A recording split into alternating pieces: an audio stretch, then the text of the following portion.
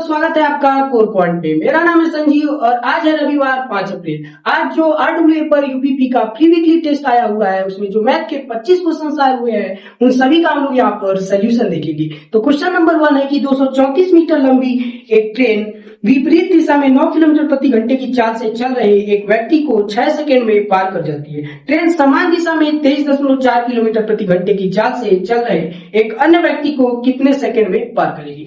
देखिए यहाँ पर दिया हुआ है कि जो एक ट्रेन है जिसकी लेंथ कितनी है 234 मीटर, ट्रेन की लंबाई है 234 मीटर, कितनी है 234 मीटर। समझ में आ रहा है कि ट्रेन की लंबाई कितनी दी है 234 मीटर। एक व्यक्ति है जिसका स्पीड दिया हुआ 9 किलोमीटर प्रति घंटा।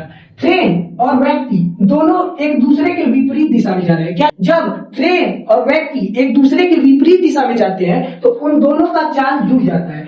अब देखिए मान लीजिए हम मान लेते हैं कि जो ट्रेन का स्पीड है st है, क्या है स्पीड ऑफ ट्रेन है, और प्रथम व्यक्ति की जो चाल है स्पीड ऑफ 1, पहले व्यक्ति की जो चाल है वो 9 किलोमीटर प्रति घंटा है। सबसे पहले हम यहाँ से स्पीड ऑफ ट्रेन को कैलकुलेट करेंगे। क्या करेंगे speed of train. Speed of train calculate करने से पहले इन दोनों का इक्विवेलेंट निकालेंगे। इनका इक्विवेलेंट क्या होगा, स्पीड बराबर आप सभी को पता होगा कि डिस्टेंस अपन क्या होता है टाइम, यानी चाल बराबर क्या होता है दूरी बटा समय। दूरी क्या लेंगे, दूरी वही लेंगे जो ट्रेन की लंबाई है। क्यों, क्योंकि यहाँ पर जो ट्रेन है वो किसी व्यक्ति को पार कर रहा है, और जब किसी व्यक्ति को पार करते हैं तो ट्रेन की लंबाई क्या हो जाती है, उसके द्वारा तय की गई दूरी हो जाती है। ठीक है, अब ये है कि ट्रेन की लंबाई कितनी है 234 मीटर, और वो व्यक्ति को कितने सेकंड में पार कर देता है 6 सेकंड में। विपरीत दिशा में जा रहे व्यक्ति को कितने सेकंड में पार कर देता है 6 सेकंड में। तो यहाँ पर हम 6 सेकंड से टाइम से क्या कर देंगे भाग कर देंगे। यहाँ पर हम किलोमीटर प्रति घंटे में बदलने के लिए इसमें 18/5 से क्या कर देंगे हम लोग मल्टीप्लाई कर देंगे। क्या कर देंगे मल्टीप्लाई कर देंगे। 6 से जो 18 वो 3 बार में चला जाएगा। अब यहाँ पर देखेंगे तो 3 चौको 12 के 2 हासिल 1, 3 तरीके 9 1 10 के 0 हासिल 1, 3 गुनी 6 1 क्या हो जाएगा 702 बटा क्या आ जाएगा 5।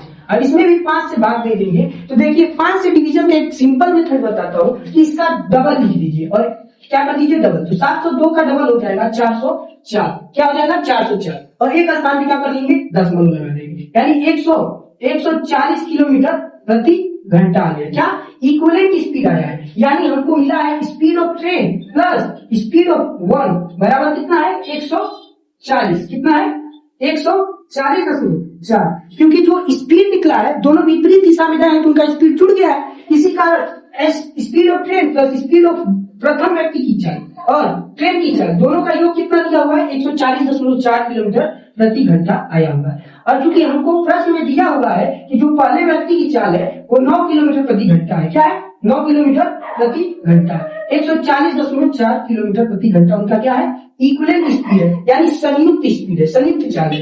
यहाँ पर स्पीड ऑफ ट्रेन होगा जो 140.4 में से जब 9 किलोमीटर प्रति घंटे को घटाएंगे तो 131.4 किलोमीटर प्रति घंटा आ जाएगा। क्या आ जाएगा 131.4 किलोमीटर प्रति घंटा आ जाएगा। अब यहाँ पर ध्यान देने वाली बात है कि एक अगला कंडीशन दिया हुआ है। अगला कंडीशन क्या है कि वही ट्रेन कौन 234 मीटर लंबी ट्रेन ही, वही ट्रेन का मतलब 234 मीटर लंबी ट्रेन ही, इसकी चाल क्या है, इसकी चाल है 131.4 किलोमीटर प्रति घंटा, और एक व्यक्ति है जिसका चाल कितना है 23.4 किलोमीटर प्रति घंटा। ये दोनों समान दिशा में जा रहे हैं। क्या कर रहे हैं, दोनों ही समान दिशा में जा रहे हैं। तो ट्रेन इस व्यक्ति को पार करने में कितना समय लेगा, तो यहाँ पर जो स्पीड होगा जो कि ट्रेन और व्यक्ति दोनों समान दिशा में जा रहे हैं, इसी वजह से इन दोनों की स्पीड को हम क्या कर देंगे घटा देंगे। तो स्पीड इक्विवेलेंट स्पीड क्या आ जाएगा 131.4 किलोमीटर प्रति घंटा माइनस 23.4 किलोमीटर प्रति घंटा। जैसे घटाएंगे 4 में से 4 जाएगा 0, फिर से 11 में से 3 जाएगा 8, 2 में से 2 जाएगा 0, और फिर से 1 वैसे ही उतर जाएगा, यानी 108 किलोमीटर प्रति घंटा आ गया। क्या आ गया, जो इक्विवेलेंट स्पीड है किसका, समान दिशा में जा रहे ट्रेन और व्यक्ति का इक्विवेलेंट स्पीड क्या आया हुआ है 108 किलोमीटर प्रति घंटा। अब यहाँ पर जो चाल दिया हुआ है किलोमीटर प्रति घंटे में, और जो डिस्टेंस ट्रेवल करना है वो मीटर में करना है। क्या करना है, मीटर में करना है। तो यहाँ से हम टाइम बराबर लिखेंगे distance upon speed, distance upon speed. इसी फॉर्मूले से निकाले हैं कि स्पीड बराबर डिस्टेंस अपॉन टाइम होता है, तो टाइम बराबर डिस्टेंस अपॉन स्पीड। डिस्टेंस कितना ट्रेवल करना है 234, और स्पीड कितना है उसका 108 किलोमीटर प्रति घंटा। यहाँ पर जो दूरी तय करना है मीटर में करना है, इसी कारण जो चाल है 4 किलोमीटर प्रति घंटा में दिया हुआ है, इसको मीटर प्रति सेकंड में बदलेगी। तो मीटर प्रति सेकंड में बदलने के लिए 5/18 से क्या कर देते हैं, मल्टीप्लाई कर देते हैं। अब यहाँ पर जो 18 से 100 वाट 6 बार में कट जाएगा। कितने बार में? 6 बार में, क्योंकि 18 छके क्या होता है 100 वाट। अब यहाँ पर ध्यान देने वाली बात है कि 234 मीटर डिवाइडेड बाई 6 5 30, कितना आ गया 30। अब हम क्या करेंगे, सिंपल 3 से भाग देंगे और एक स्थान पे दशमलव लगा देंगे। क्या 30 का मतलब 3 से भाग दो और एक स्थान पे दशमलव लगा दो, तो 3 सते 21, कितना बचा 2, 3 8 24, कितना आया 7 8 और एक स्थान पे दशमलव लगा देंगे क्योंकि 10 से भी भाग देना, तो 7.8 सेकेंड आ गया। क्या आ गया 8 सेकेंड। तो जो हमारा क्वेश्चन था ये बड़ा ही थोड़ा लेंदी दिया हुआ था। यहाँ पर चार को बदलना पड़ेगा आपको किलोमीटर प्रति घंटे में, फिर से किलोमीटर प्रति घंटे में बदल के जो चाल आएगा फिर से उसको मीटर प्रति सेकेंड में बदलना पड़ेगा। और ऐसा इसलिए दिया गया है क्योंकि लोग इसमें क्या करें, टाइम लगे। थोड़ा कैलकुलेटिव था पर आप सोचते तो ये कर लेते हैं। अब अगला क्वेश्चन करेंगे, तो अगला क्वेश्चन से पहले हम इसको मिटा देते हैं।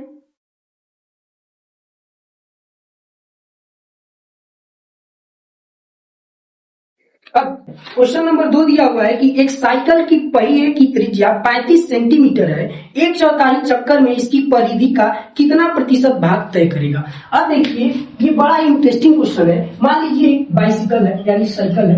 क्या है? साइकिल है। मान लीजिए साइकिल है, थोड़ा ड्राइंग मेरा बढ़िया नहीं है, ठीक है। साइकिल है, क्या ये साइकिल है, मान लीजिए साइकिल है। जो ये साइकिल है, ये जो इसका टायर होता है वो वृत्त के आकार का होता है। किसके आकार का है? वृत्त का। और जब भी हम साइकिल चलाते हैं तो ये इसका जो वृत्त की परिधि है या टायर की परिधि है वही जमीन से क्या होता है, टच होता है। तो 1/4 का मतलब, इस क्वेश्चन को सॉल्व करने का भी जरूरत नहीं है। 1/4 चक्कर लगाएगा तो क्या होगा, 1/4 का मतलब होता है 25%। डायरेक्ट आप इस क्वेश्चन का आंसर 25% दे सकते हैं, लेकिन मैं बताऊंगा कि 25% आया कैसे है, इसको सबसे पहले कैलकुलेट करेंगे। तो सवाल में दिया हुआ है कि 1/4 चक्कर में, तो 1/4 चक्कर 1/4 गुणे चक्कर, यानी 1/4 चक्कर डिवाइडेड बाय परिधि का। तो नीचे लिख लेते हैं टायर की परिधि, टायर की परिधि। इसका डायरेक्ट आंसर आप 25% दे सकते हो, उसमें कुछ नहीं है, लेकिन मैं बस बता रहा हूं आपको कि 1/4 और वो जो चक्कर लगाता है वो क्या होता है, परिधि ही होता है, यानी 1/4 2πr। जो वृत्त की परिधि का फार्मूला होता है वो 2πr होता है। उसके बाद टायर की जो परिधि है वो कितना दिया हुआ है, जो टायर की परिधि होगी वो भी क्या होगी 2πr। और किसी भी फ्रैक्शन को परसेंटेज में बदलना है तो आपको सिंपल मल्टीप्लाई करना होता है 100% से। समझ में आ रहा है? क्या करना होता है, सिंपल 100% से मल्टीप्लाई कर देते हैं किसी भी फ्रैक्शन को परसेंटेज में बदलने। यहाँ पे देखेंगे कि 2πr से 2πr कैंसिल हो जाएगा और 1/4 इंटू 100% हो जाएगा। 4 से ये जो 100 है ये 25 बार में कैंसिल हो जाएगा, तो 1 इंटू 25 कितना हो जाएगा 25%। यानी हमारे जो क्वेश्चन का आंसर होगा वो 25% होगा। ऑप्शन नंबर बी करेक्ट होगा। क्या होगा, क्वेश्चन नंबर 2 का जो ऑप्शन नंबर बी होगा वो करेक्ट होगा। क्या होगा, करेक्ट होगा। ठीक है, अब हम लोग अगले क्वेश्चन पे बढ़ते हैं। अगला क्वेश्चन क्या है, अगला क्वेश्चन देखिए बहुत ही लेंदी दिया हुआ है, जिसमें अधिकतर बच्चे फंसे ही होंगे मेरे हिसाब से। ठीक है, 90% ऑफ स्टूडेंट यहाँ पर फंस गए होंगे। तो देखिए यहाँ पर दिया हुआ है कि एक दुकानदार 10 केजी चीनी खरीदने पर 12% का छूट देता है। कितने का छूट देता है, 12% का। चीनी का क्रय मूल्य वो 30 रुपया प्रति केजी है, ठीक है, और अंकित मूल्य है वो 38 रुपया प्रति केजी है। दुकानदार की तौल मशीन खराब है और वास्तविक भार 900 होता है, तो वह 1 केजी भार बताता है। दुकानदार का लाभ प्रतिशत बताना है, वो भी अप्रोक्सीमेशन में, इसमें 2 स्थान तक, दशमलव के कितने स्थान तक आपको इसका आंसर देना है, 2 स्थान तक।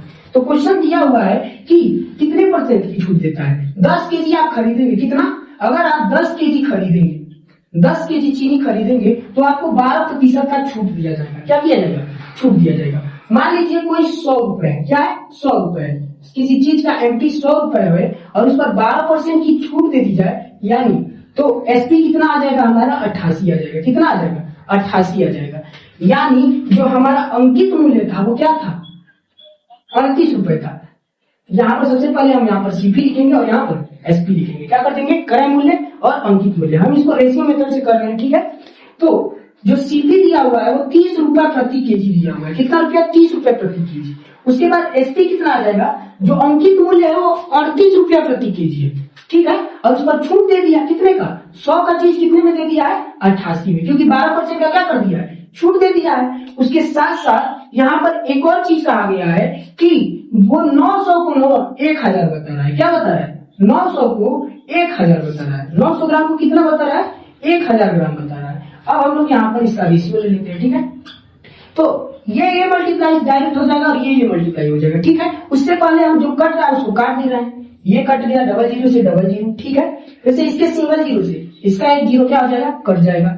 अब यहाँ पर क्या होगा? ये 9 क्या हो जाएगा? 27। क्या हो जाएगा? 27 और 38 गुणे 88। तो 38 गुणे 88 करने के लिए आपको यहाँ पर आना पड़ेगा। 38 गुणे 88।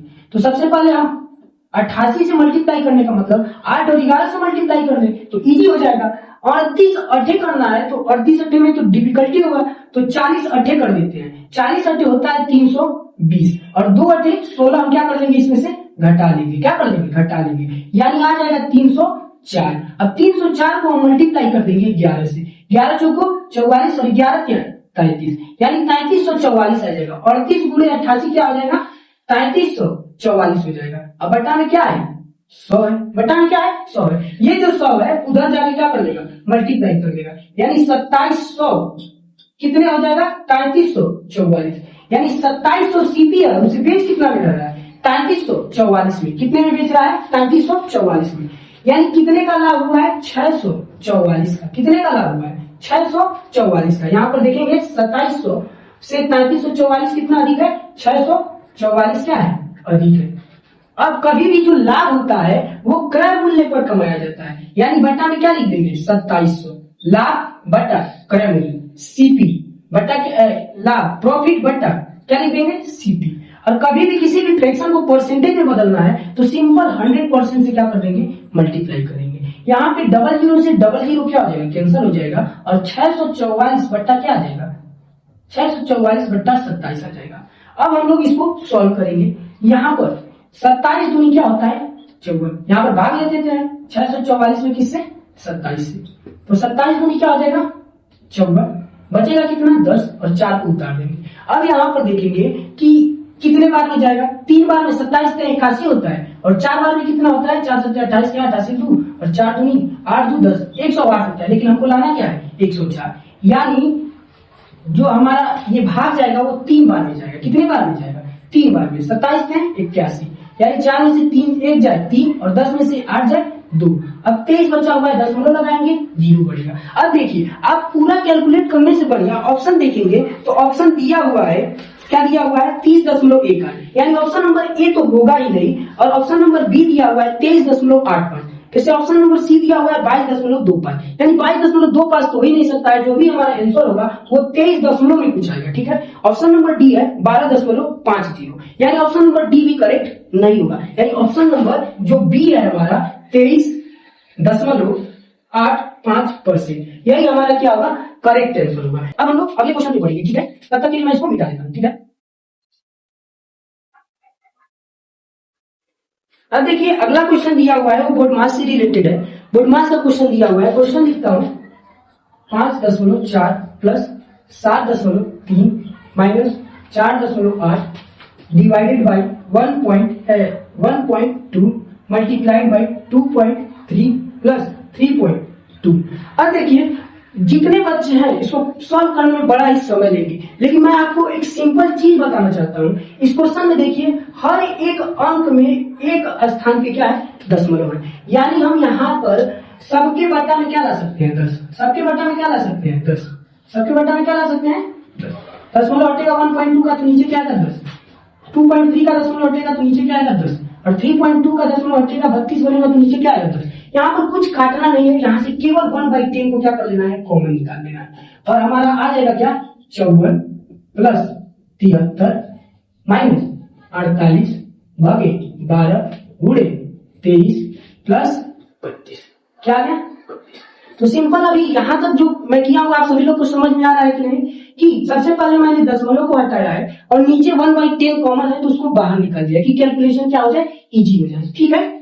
अब यहाँ पर देखेंगे कि सबसे पहले बोर्ड मास में भाग को सॉल्व किया जाता है। तो यहाँ पर देखेंगे कि 12 चौकी 48, 12 चौकी 48, ठीक है। तो यहाँ पर 1/10 54 प्लस 73 माइनस 12 चौको 48 गुणे 23 प्लस 32। 1/10 है, 54 है, प्लस का 73 है। अब 23 चौको क्या होता है? 23 चौको 3 चौको 12 के 2 हासिल 1 और 2 चौको 8 1 9, 23 चौको क्या होता है? 92 और ये क्या है? 32। अब सभी लोग को हम जोड़ घटा लेते हैं। यहाँ पर देखेंगे 92 माइनस में है और 32 क्या है? प्लस में है, यानी 92 में से 32 जाएगा तो क्या आएगा? माइनस का 60 आएगा। क्या आएगा? माइनस का 60। अब यहाँ पर देखेंगे 73 में से 60 जाएगा तो कितना बच जाएगा? 73 में से 60 जाएगा प्लस 73 में से माइनस 60 जाएगा तो प्लस का क्या आ जाएगा? 13। और प्लस का 13 और 54 कितना होता है? प्लस का 54, 4 3 7 और 6 कितना होता है? 67। यानी 67 में 1/10 से मल्टीप्लाई करना है। किससे? 1/10 से। मतलब 1/10 से मल्टीप्लाई करने का मतलब हुआ 10 से क्या कर देगा? भाग देगा, यानी 6.7 हमारा जो आंसर होगा करेक्ट होगा। तो किस ऑप्शन में है? ऑप्शन नंबर बी 6.7 दिया हुआ है, वही क्या होगा? हमारा करेक्ट होगा। समझ में आया? 6.7 क्या है? करेक्ट है। अब हम अगला क्वेश्चन की ओर बढ़ेंगे। ठीक है, अगले क्वेश्चन की ओर बढ़ेंगे। ठीक है, अगला क्वेश्चन क्या है कि यदि 2 आदमी एक काम को 10 दिनों में पूरा कर सकते हैं, 5 आदमी इसी कार्य को कितने दिन में पूरा करेंगे? ठीक है, ऐसे क्वेश्चंस को हम बहुत सारे मेथड से सॉल्व कर सकते हैं, लेकिन इसमें जो फेमस मेथड है उसको कहते हैं मेथड से हम इस सवाल को सॉल्व करते हैं। सवाल है कि 2 आदमी उस कार्य को कितने दिन में पूरा कर सकते हैं? 10 दिनों में पूरा कर सकते हैं। कितने दिनों में? 10 दिनों में पूरा कर सकते हैं। और वही पूछा गया है क्वेश्चन में कि 5 आदमी उस काम को कितने दिन में करेंगे? तो मान लीजिए कितने दिन में करेंगे? x दिनों में करेंगे। कितने दिनों में? x दिनों में। तो 5 से 10 क्या हो जाएगा? कट जाएगा 2 बार में और x बराबर हो जाएगा 2 × 2 यानी 4। कितने दिनों में? 4 दिन। तो 2 व्यक्ति किसी कार्य को 10 दिनों में कर सकते हैं, तो 5 व्यक्ति उसी कार्य को केवल 4 दिनों में क्या कर देंगे? समाप्त कर देंगे। तो इस क्वेश्चन का जो आंसर होगा वो करेक्ट होगा 4 दिन। क्या करेक्ट होगा? 4 दिन। समझ में आया? चलिए तो अब हम अगले वीडियो में मिलेंगे।